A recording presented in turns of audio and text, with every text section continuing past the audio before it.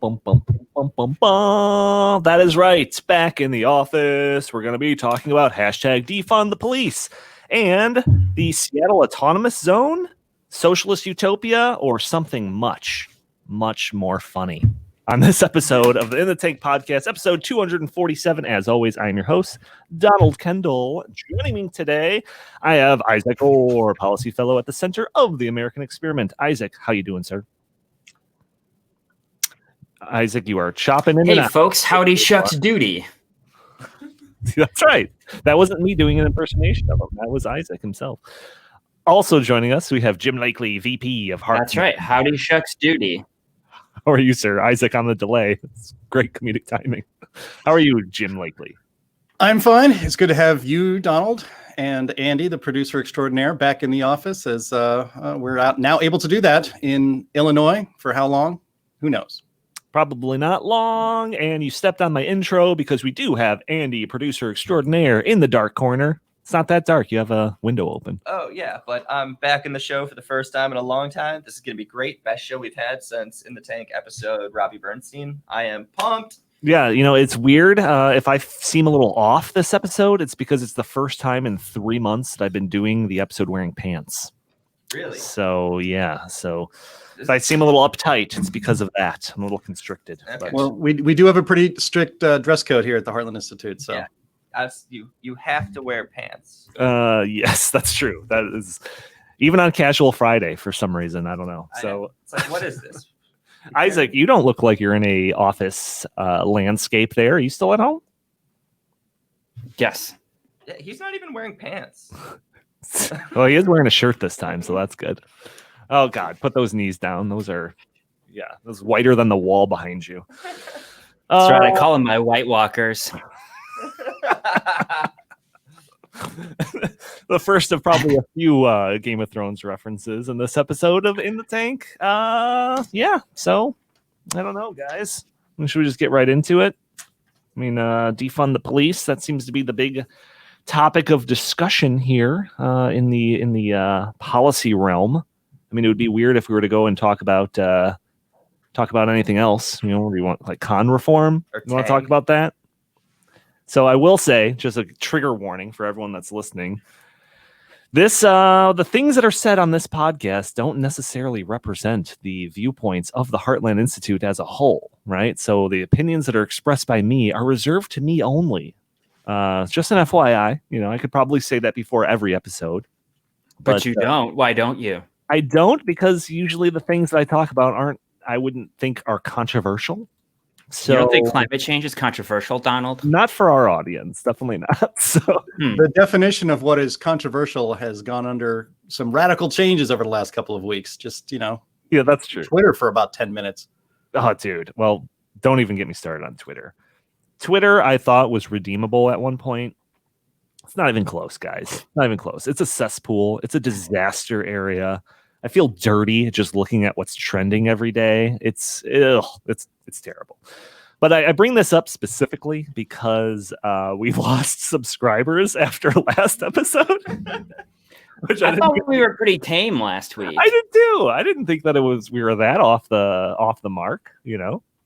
Did they leave like messages why they unsubscribed, or did they just quietly unsubscribe? You know, I didn't get, we did get an email, but it wasn't from anyone that was upset or anything like that. And, you know, viewers, if you want to send us your comments, suggestions, questions, all that stuff, feel free to email us at inthetankpodcast@gmail.com. We really like emails. We respond to them. Justin and I have even done a Stopping Socialism video based off of a viewer's email. So yeah, let those things roll in. Let us know.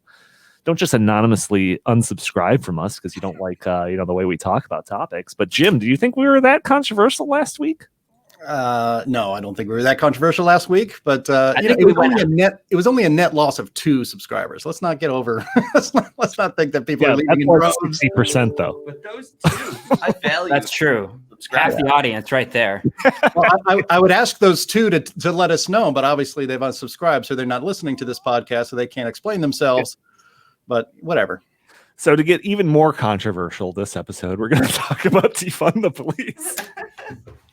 So we're basically, in the same way that we were trying to like the unfollow Justin on Twitter thing. It's like we're basically like the unsubscribe from our channel. Oh yeah, let's do that. So defund the police. So there's a couple of ways that we can look at this discussion. And, I leave it open to you guys. Obviously, I've got some notes here and stuff, but we can look at this in any direction that you want. We can go from the kind of the crazy down to like the more realistic approach, or we could start with the more realistic, practical reforms or whatever and move towards the crazy. Let's start with crazy. You want to start with crazy? You got to start with crazy. All right. Get the listeners hooked early on. I get guess. crazy Well, stuff out. yeah, I mean, listeners, oh my gosh. When we get to talking about the Seattle Autonomous Zone at the end, stay tuned for that because straight comedy, I will tell you. Kind of reminds me of The Wire in that one season where there was just like the police free zone.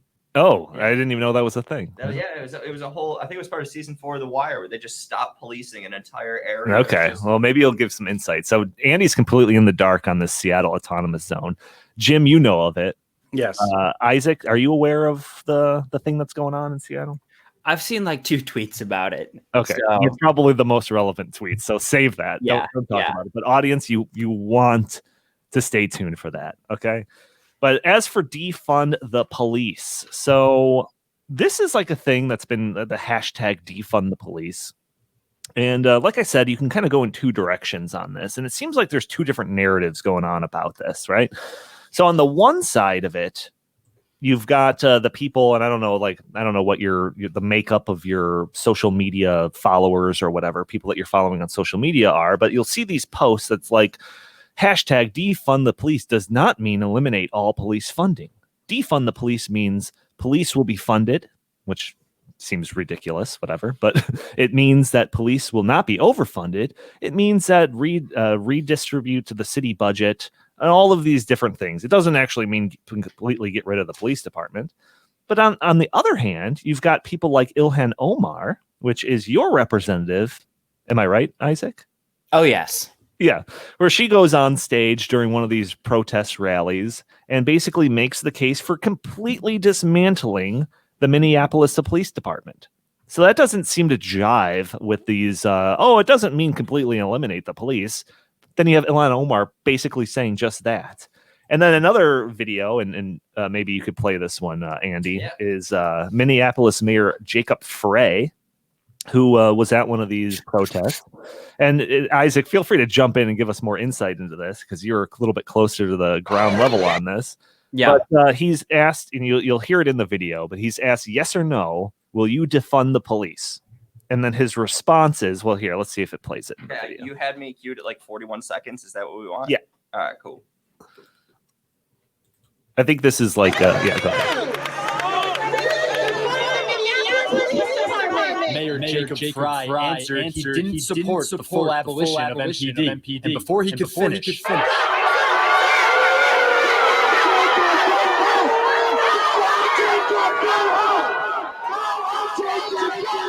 we caught up with Frey minutes later. He said it's not about having everyone on his side.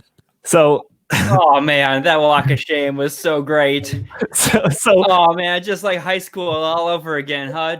Mayor Frey, go home, Jacob, go home. Right. So his answer was, I am not completely for abolishing the police, to which he was met with, go home, Jacob, go home. Yeah. They booed him out of it and they were chanting shame, like literally chanting shame. So it basically descended into that scene from Game of Thrones where like Cersei is being walked to the, from the sept or to the sept from the sept to Anella. It's like it literally descended into that.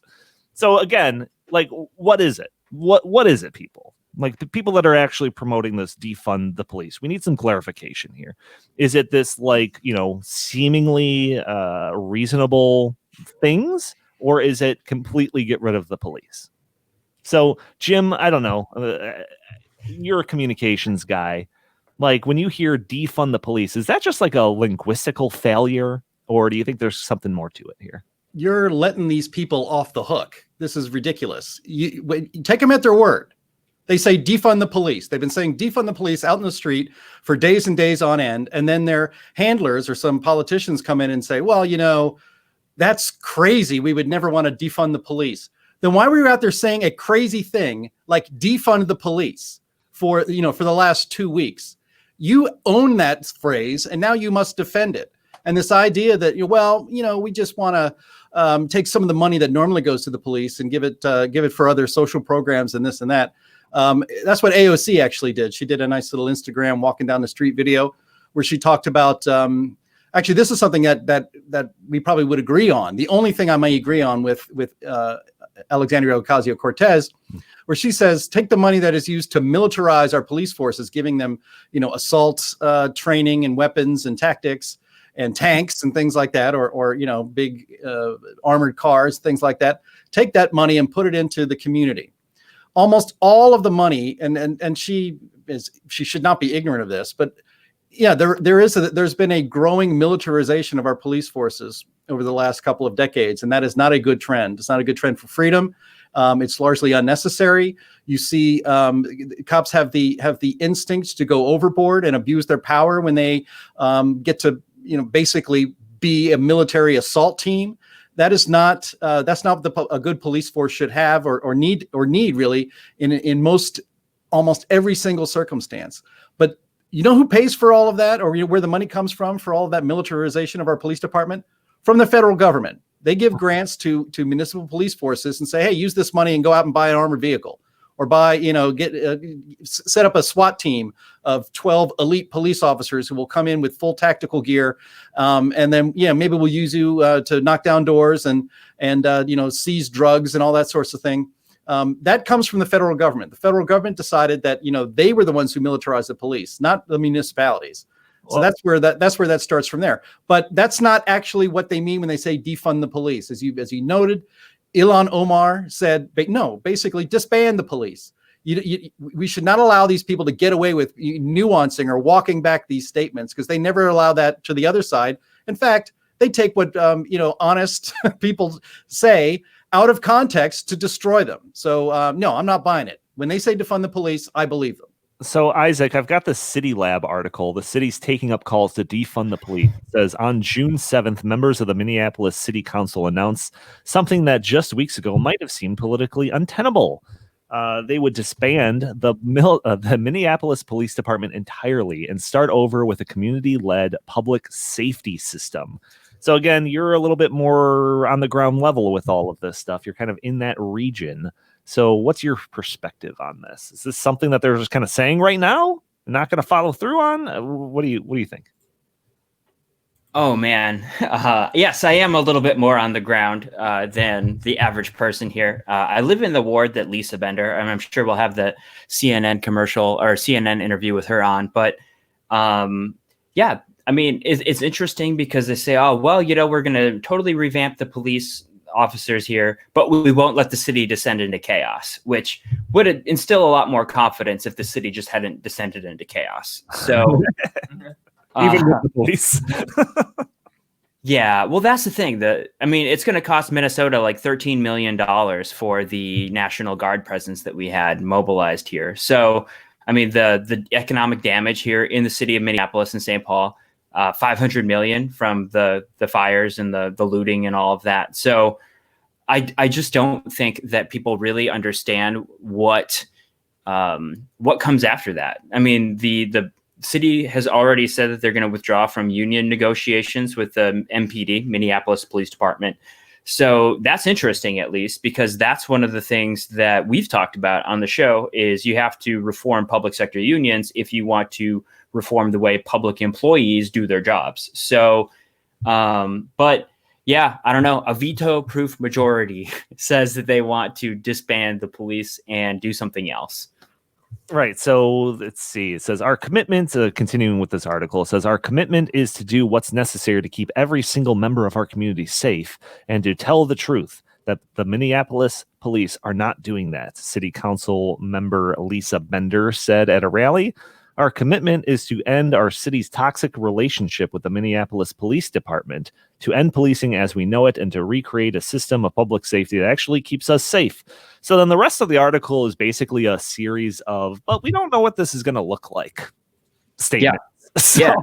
I mean, is there any insight, Isaac, as to what this is going to look like if they do pursue this type of thing?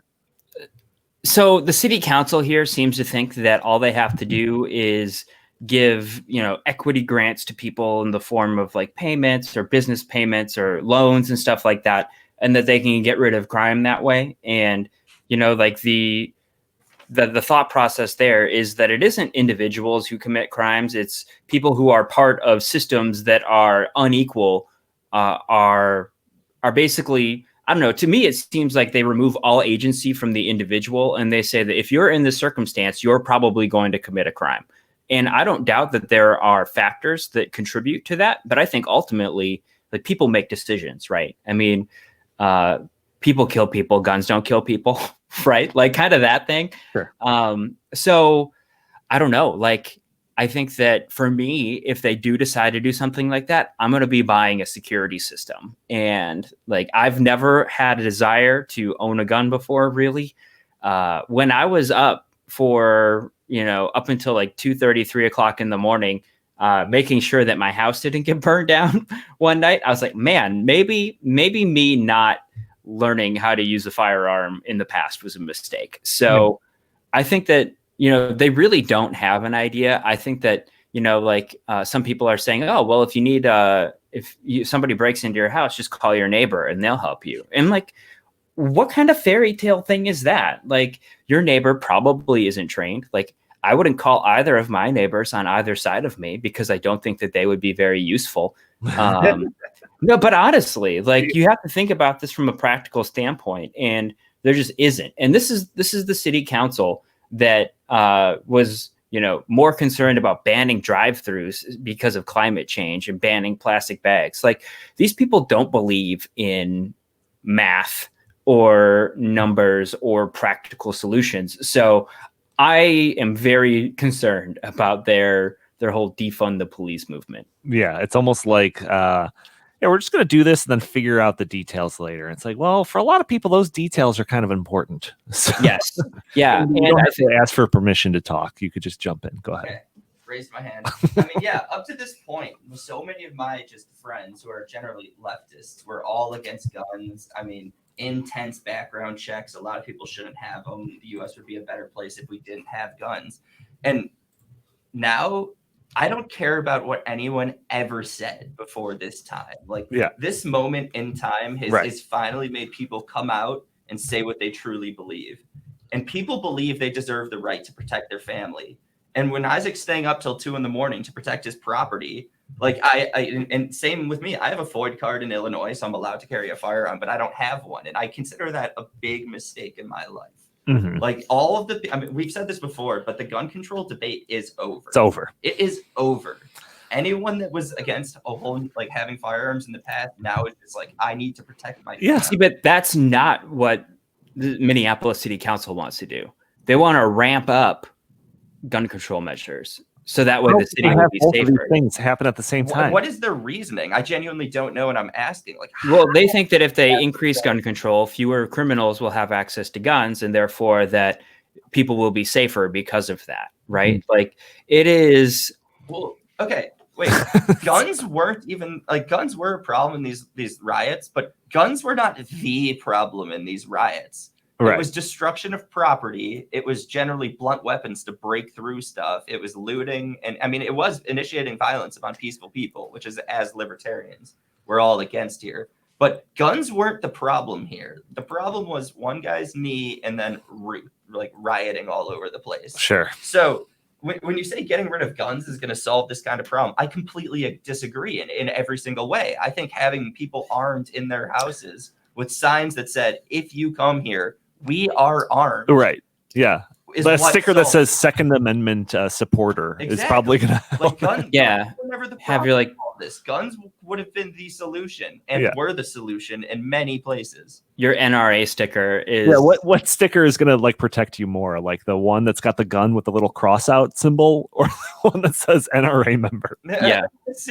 I agree with that. But I mean, these are the things that make me worried about the future of the city, frankly, because like, okay, so we already had a bunch of businesses closing because we've enacted like the Seattle style $15 minimum wage. We already had, COVID, and because our governor has been much more, you have Wisconsin, which is like the beautiful control group of like, all right, everybody's open, and their unemployment rate has actually started to trend down. Their curve looks like the COVID curve. It's starting to go down.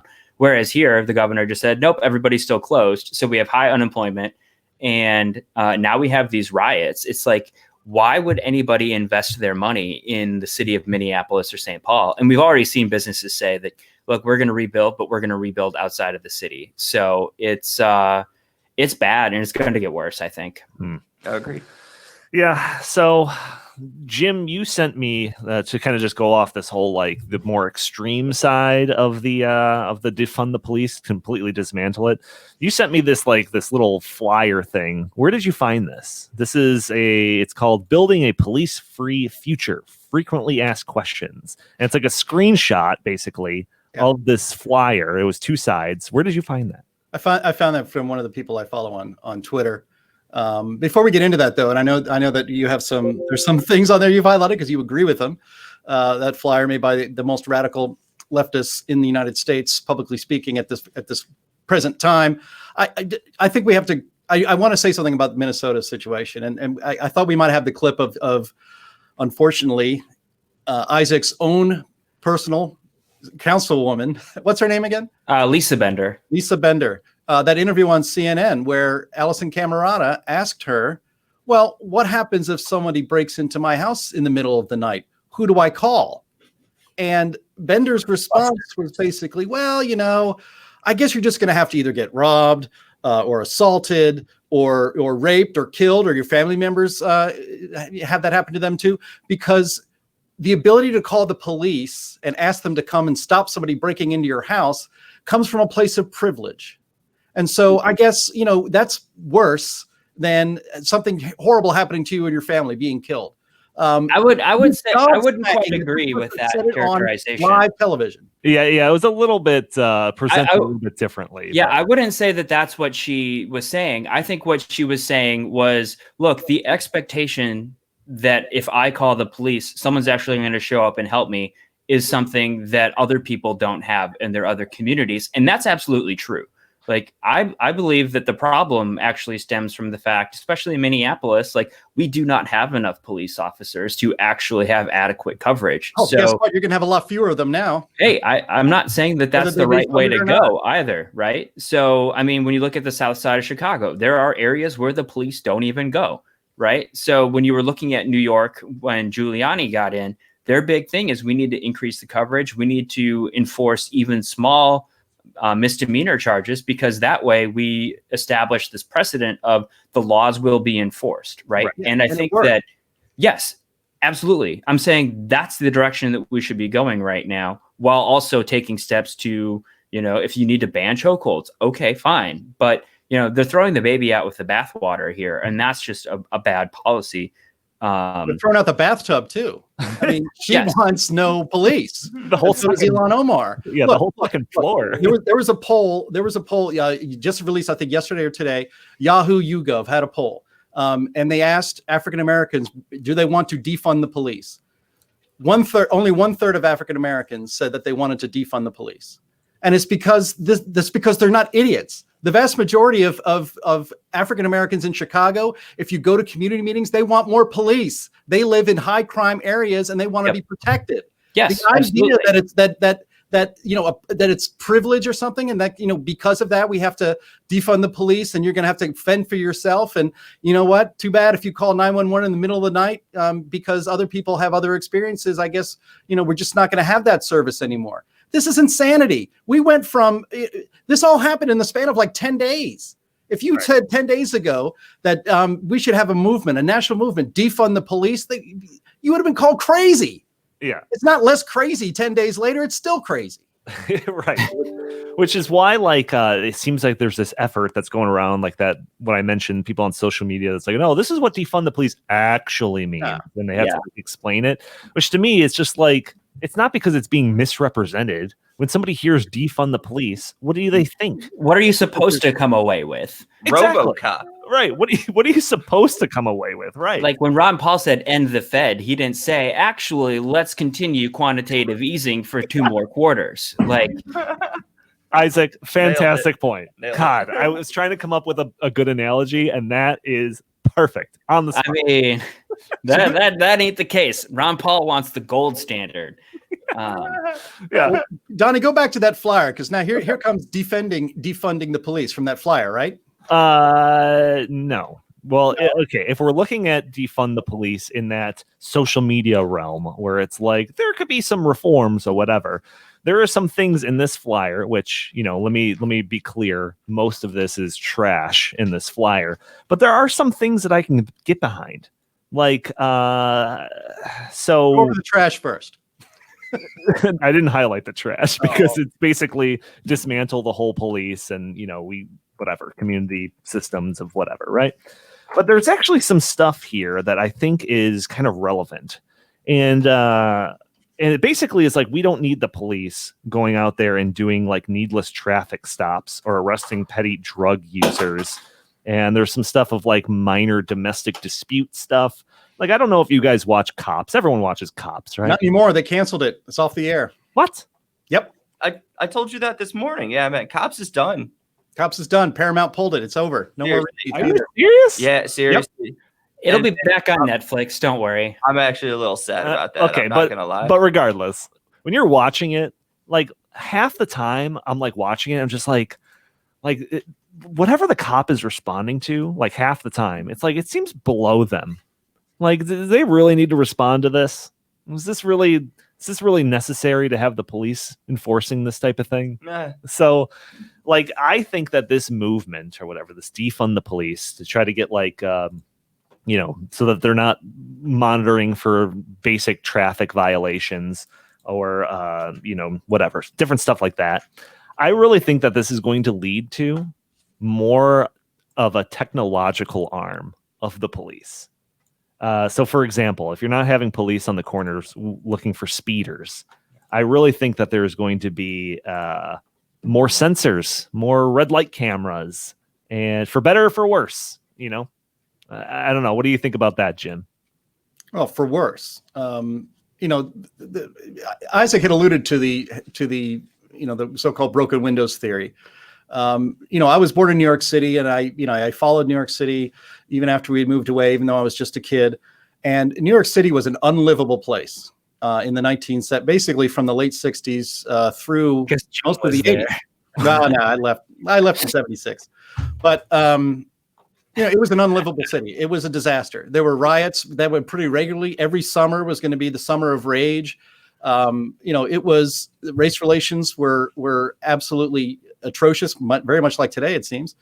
And then the people of New York City did something that nobody ever would have expected. They elected a Republican former federal prosecutor named Rudy Giuliani to be mayor.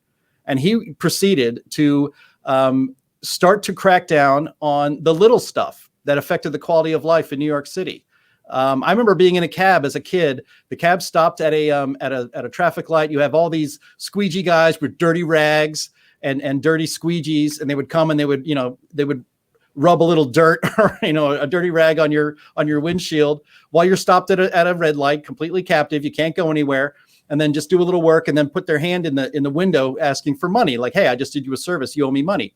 It's a shakedown. I was in a cab with my mother and my sister, and the cabbie said, "No, get out of here." And then the squeegee guy jostled with him and grabbed whatever was in his chest pocket, you know, while yelling at each other. We're in the back of the cab. My mother was horrified and frightened. I mean, that's what New York City used to be like. And then Rudy Giuliani decided, you know what? We're going to take care of those squeegee guys because that is a very important quality of life issue. So the police were actually dedicated to stopping that activity. And it worked. And then he went on to the next thing. We got rid of the graffiti.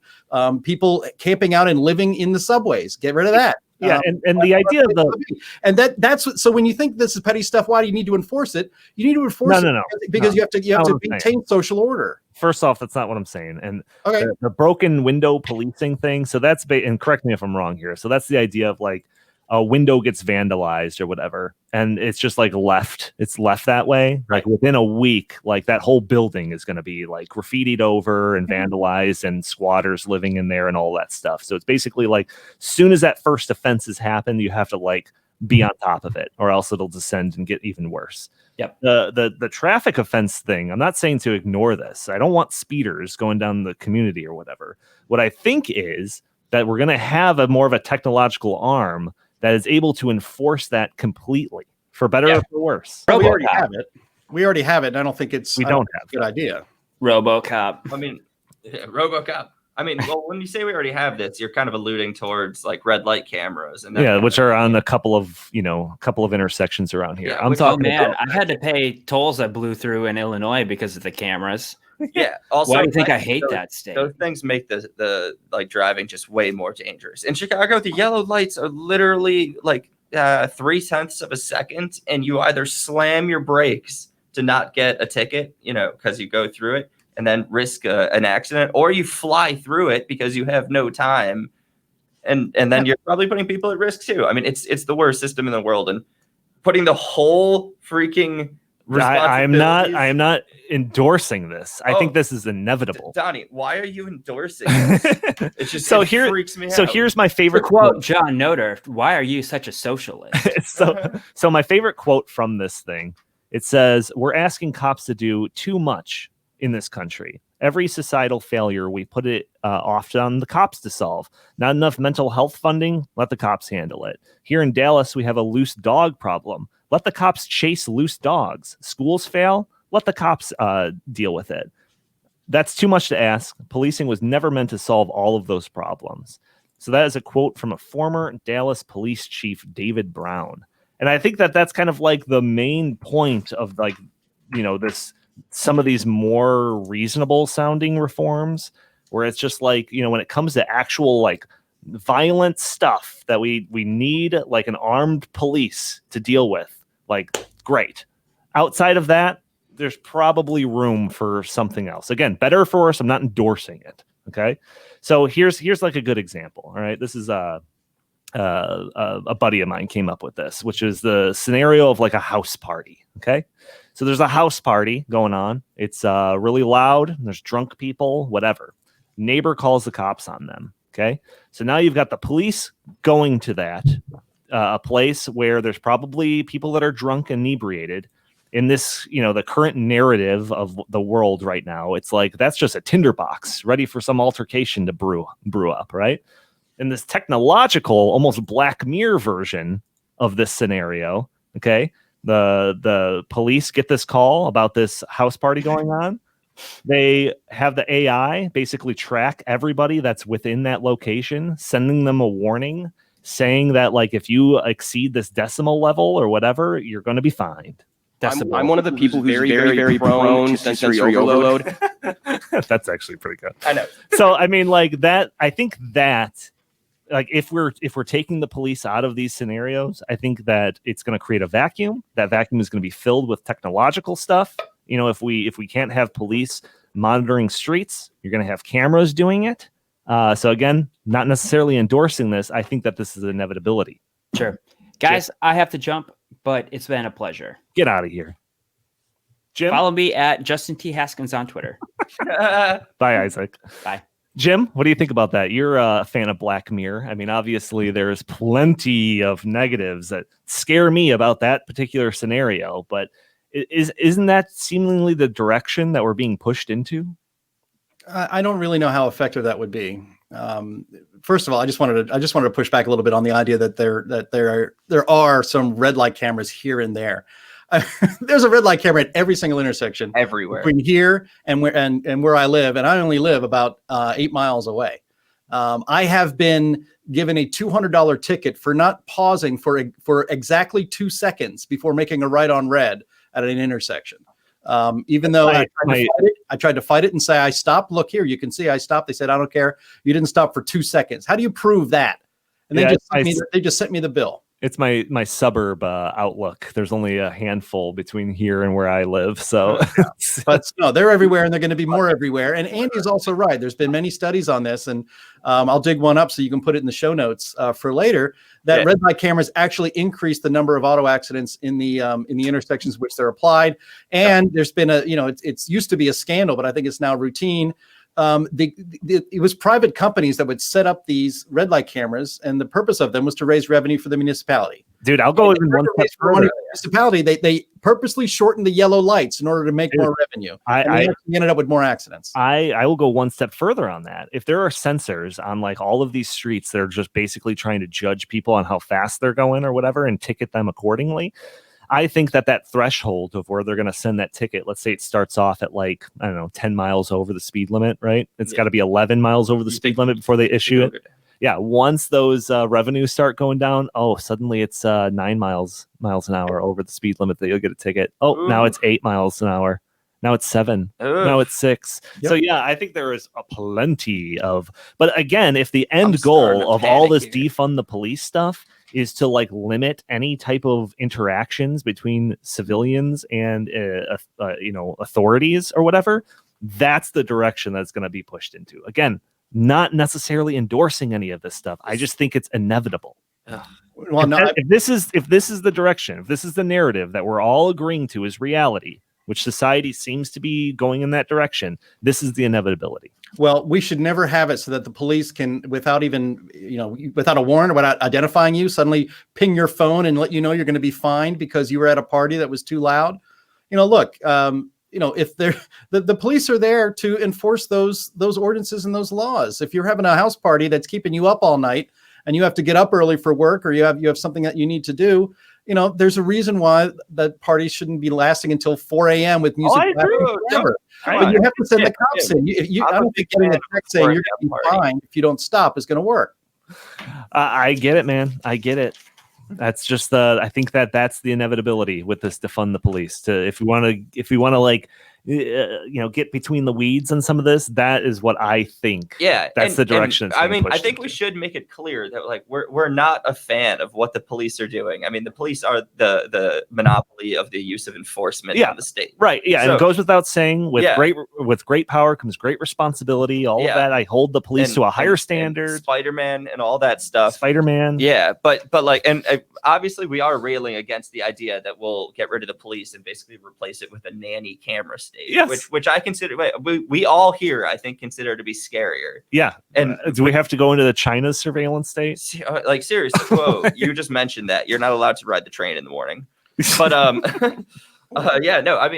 we do need to reform the police department. I think we all know there are issues, but the solution to this is not to create a nanny state where we're being tracked in every way. I think that this defund the police hashtag whatever is pushing us in that direction, for better or for worse. And I think there are so many reforms that we and that's what I got. That's what I got right here. So this is a Cato Institute thing. This is a 2016 poll, but they brought it back up because obviously it's relevant again. Americans don't want to defund the police. Instead, they agree on reform. So it goes through. I'll link it in the show notes. But I just have a series of some of their findings. So 79% of Americans support having outside law enforcement agencies investigate police misconduct rather than leave it to the department to handle. 63% oppose the practice of police stopping motorists or pedestrians of certain racial or ethnic groups if police believe that these groups are more likely than others to commit certain types of crimes. 68% support de-escalation training for police to aid police officers during confrontations with citizens. 89% support the police wearing body cameras. That's to help the citizen that's interacting with a policeman as well as the policeman himself or herself. 84% support ending a practice called civil asset forfeiture, in which the police may take money or property of a person they suspect may be involved in a crime before that person's even convicted. That's something that we talk about the Heartland suit all of the time. Yeah, huge issue. 80% support implementing an early warning system to identify problematic officers. So if you were to go up to your average citizen Basically, they would agree with these things. That's what this poll is suggesting. If you were to go up to somebody and say, do you support defunding the police? They're going to say no. So I think that's kind of where we are. It's a linguistical disconnect.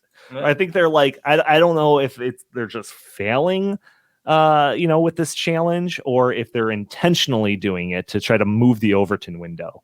My cynical self thinks it's the latter. Definitely it's the latter. I mean, again, we have to take these radicals on the street, and we're going to get to the autonomous zone in Seattle in a little bit, but we have to take these people at their word. They say defund the police. Ilhan Omar says, yeah, I'm for that. Let's just disband. And then the Minneapolis City Council basically is voting to disband completely the police department and replace it with something. I don't know. We'll figure something out, I guess, later. The GZPD. Yeah, well, what I love about the Minneapolis City Council is that it's a bipartisan police department. They have Democrats and they have Green Party guys on Green Party people. That's bipartisan council over there in Minneapolis. Right. But one of that poll those results that you read from the Cato Institute on polling on people's views of the police is very good. Yeah, the majority of people in this country don't think defund the police is a good idea. Right. And of course, I don't remember exactly the number because I didn't think I'd need it for this conversation. I should have anticipated it though. Something on the order of 5% or less of cops are responsible for the vast majority of misconduct investigations, and so it's literally bad apples spoiling the whole bushel. The police unions and public sector unions in general are very thorny issues for municipalities, and because of the power of the police union, it is extremely difficult to get rid of bad cops who are really, in some cases, like the case here in Minneapolis, a ticking time bomb. Yeah. That eventually they are going to kill somebody in custody that obviously should not have been killed in custody. Nobody in the custody of police should ever be harmed, let alone killed. But it is because it is hard to get rid of the really bad cops, and it gives all the police a bad name. The police are there. The majority of people in African American communities appreciate the police. In fact, when they go to city council meetings, they want more of them. You hear that a lot here in Chicago, and that's because they are there, well, frankly, to protect and serve. And it's the small percentage of the cops that they need to get rid of right away. There needs to be a lot more flexibility on that. And that is a enormous reform that would do so much public good. Yeah, that's what comes of all of this. Well, yeah, and we kind of had that discussion I think it was last week, where we were talking about kind of the similarities between like just any public sector union, right? And we've had school reform people at the Heartland Institute make this case all of the time about how teachers unions are basically stand in the way of dealing with bad teachers. So there's a commonality here, folks, and to be able to look at one and say there's a problem and then look at another and pretend like there isn't a problem, I think is a little hypocritical. That's all I'm going to say. Mm-hmm. So all of it has to be dealt with. Public sector unions. All right. Seattle Autonomous Zone. This is a continuously evolving story that brings me a lot of humor. And maybe it's because I'm not living in Seattle. Maybe people in Seattle are taking this a little more seriously. Perhaps they should. Perhaps I should be taking this more seriously, but I gotta be able to look at the comedy in some of this stuff. So, an article that I'm looking at here, this seemingly started Monday. Protesters in Seattle, Washington declared an area that includes the Seattle Police Department's East Precinct as the Capitol Hill Autonomous Zone, or CHAZ, after Seattle Police and the National Guard pulled out of the region. The precinct building appears empty, Capitol Hill Seattle blog reported, and now the 6-block region has been declared autonomous. So basically, when you enter this area or go towards this area, it's all barricaded off, and there's signs that read, "Now leaving the USA." There are stationed guards at a lot of these areas that are armed. They're armed occupiers of this little 6-block region of Seattle. That's, yes, like I said, Capitol Hill Autonomous Zone, or CHAZ. So obviously this is supposed to be like this socialist utopia. They want to be considered not a part of the United States. I don't think anybody's rescinding their citizenship or anything quite yet, but there's time for that, I guess. So I've got a couple of updates on this situation, but Jim, you are aware of this. Anything to add in my little intro description there? Well, I mean, I'm waiting for you to get to the funny. I don't think this is very funny at all. I think it's outrageous. I also find it ironic. I mean, maybe it's funny that they appropriated from the United States government or from the country of the United States, which they consider themselves no longer a part of, barricades to keep people out of their little country. There was a president that got elected recently who had that idea too, and he was called a horrible, horrible person for even suggesting it. So yeah, they have a border wall. Really funny. They have a border wall. All right, so let's get to the funny. Wednesday update. Alert number 2. This is a real tweet from one of these autonomous zone inhabitants, right?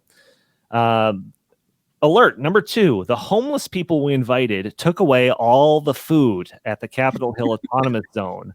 We need more food to keep the area operational. Please, if possible, bring vegan meat substitutes, fruits, oats, soy products, etc. Anything to help us eat.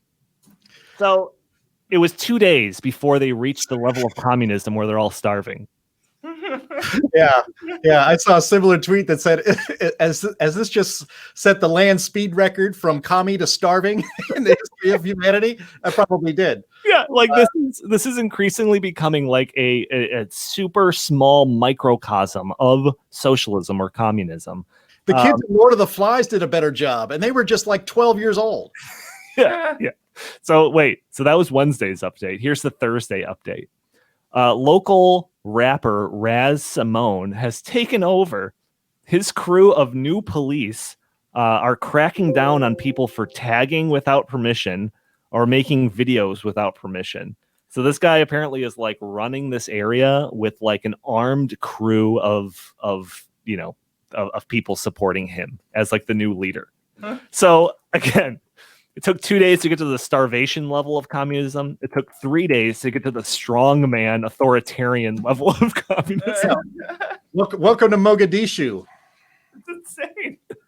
It's absolutely insane. The videos, like if you just look up Seattle Autonomous Zone on Twitter or whatever, you find some of the craziest stories. There's a Reddit page dedicated to the Capitol Hill Autonomous Zone, which right now is just flooded with, we have to figure out a way to deal with this Raz guy. It's hysterical. I'm sorry, but it's hysterical. There's like all these stories of like shakedown efforts with like the buildings in the area, the businesses in the area that you have to pay us protection as a way of funding the autonomous zone. Which also just represents, taxation. Well, taxation, but mafia tactics. Well, so yeah. It's suddenly getting a lot less funny. I mean, the people that lived and have businesses in that 6-block area that, radical thugs decided to just seize and call their own country Chaz, they didn't consent to that. Sure. They were going about their lives, and suddenly they're occupied by a hostile socialist radical force. Yeah. And for the city of so this is where it's not so funny. For the city of Seattle to just basically sit there and let that happen, the governor of Washington State, who was running for president at one time, Jay Inslee, was asked about this after it was like 24 or 36 hours after the seizing of this and the creation of this new autonomous zone was announced. He was asked about it in a press conference. He pretended, because I don't believe him, but he said, "This is the first I've heard of it." Right. 6 city blocks of your largest city have been seized by radical communist, Marxist leftists who are armed. It's an armed rebellion and seizing of property in your largest city, and you don't know anything about it. You're either lying or everybody around you needs to be fired because somebody should have freaking told you about this. Those people, there are innocent people inside that zone who had no business, have no desire to be there, and expect that their government, either the city or the state, will protect them and get these guys out of there. That autonomous zone shouldn't have lasted more than 8 hours. Yeah. There is ever a reason why you have a state National Guard. You should get every single member of the National Guard lined up and walking through those 6 blocks until you drive all those people out. There is no way this should be happening in the United States of America. If there were some MAGA hat wearing Second Amendment loving people in a remote area of the Upper Peninsula of Michigan who had like 6 acres that they decided to call their own country, you'd have a Waco situation on your hands in about 45 minutes. The government would take care of those people. Yet these people, even the radicals, even the radical commies that are in that thing, like you said in that tweet that they sent out, they're a little worried that the strong man here, their warlord, is getting a little bit too aggressive with his with the rules he's imposing that are actually arbitrary, and they're armed with assault rifles, which are supposedly the most deadly worst thing in the world. To the left, so funny how they happen to have them laying around. Yeah, there was a video. Outrageous. So it is funny that these commies, and they kind of deserve what they get, but the innocent people in that 6-block area didn't ask for and don't deserve any of this crap. Well, I guess the real question is it how long? If we had to put like a bet, like how long is this thing going to actually last? This zone? Because it's becoming like a little, I don't know, like a thing on social media or whatever, right? To to talk about this. It's got its own little name, Chaz, all of that stuff. You got like, people that are trying to support it from across the country. Yeah. I'm sure it's getting some type of donations or whatever. But I'm just curious because they have plans of an expansion.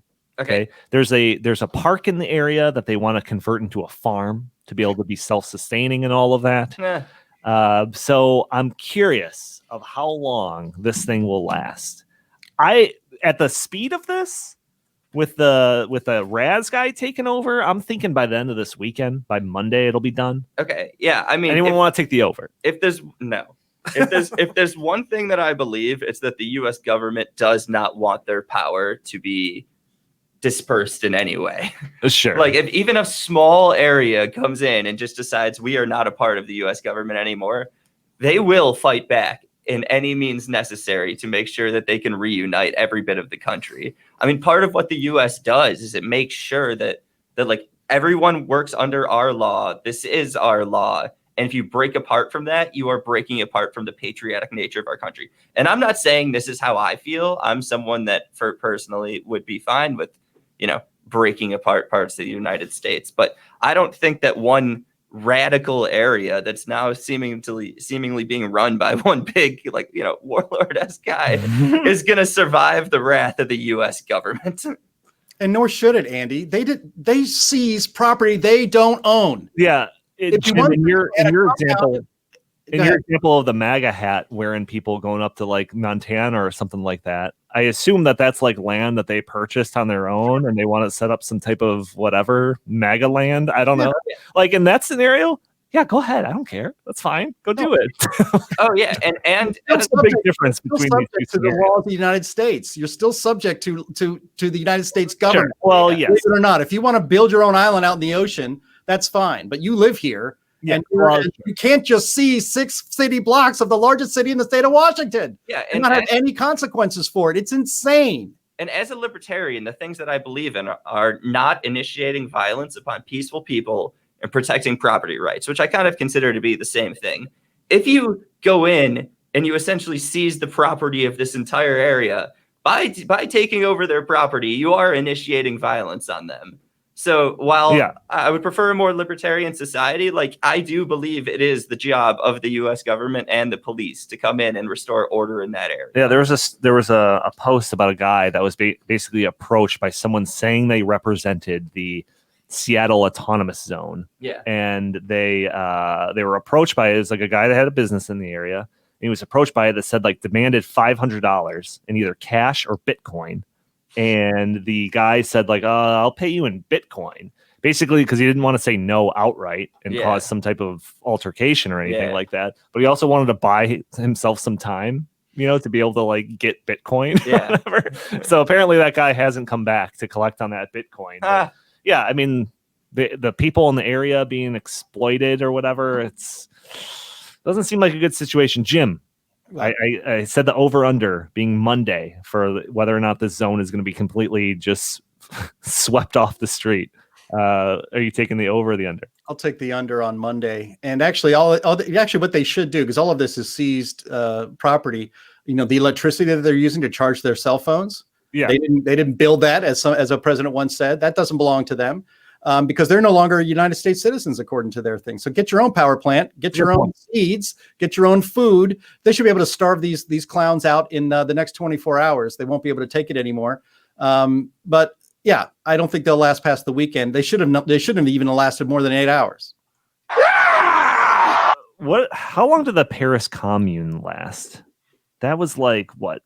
3 10 months. days? Was it? How long was it? Which Paris Commune? Which one are you talking about? In like the 1870s. Oh yeah, it was like 3 months. Yeah, 3 months. Yep, lasted 3 49 months. days or something like that. Yep. So yeah, is it going to be shorter or longer than that? And is it going to end worse or better than that? I wonder. So we're gonna keep track of it just because I don't know. There's a part of me that finds it funny. I'm sorry. Oh no, it's intriguing. But that's about it.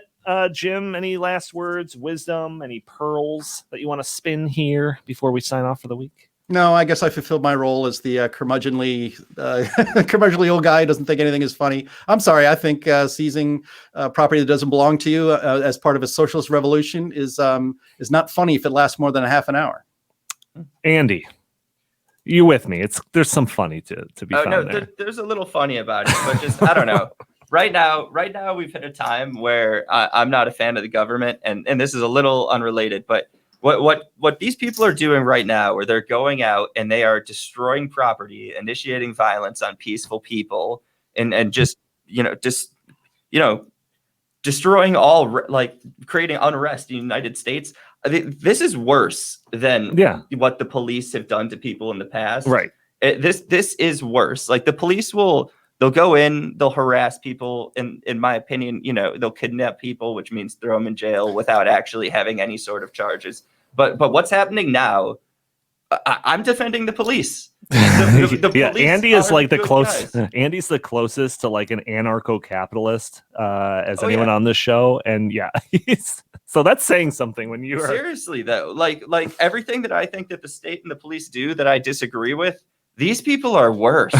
And I'm not going to sit here and say like, oh, there are good people on both sides. Like, no, you cannot initiate violence on peaceful people. You cannot take their property. Right. And you can't just take parts of the United States, Yeah. hold people in a mafia-esque, right.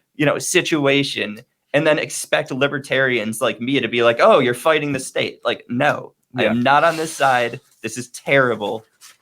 Those are my comments. Yep. So I'll try to stay up to date on the Seattle Autonomous Zone. We'll keep you posted, but that'll do it for this episode of the In the Tank podcast. If you like our show, please subscribe, write a review for us on iTunes. If you would like, you can follow us, or you could find us on all those things: SoundCloud, Stitcher, Google Play, YouTube, pretty much everything nowadays. If you'd like, you can follow us on Twitter. Unfortunately, Twitter's a cesspool at In the Tank Pod. If you would like to send us your comments, suggestions, questions to the show, feel free to email us at inthethankpodcast@gmail.com. Jim, where can the fine people find you? At Jay Lakely on Twitter and at Heartland Inst on Twitter. Thank you all for tuning in, and we will talk to you next week. Wait. I don't get a goodbye. Ugh. Next week, folks. Terrible ending.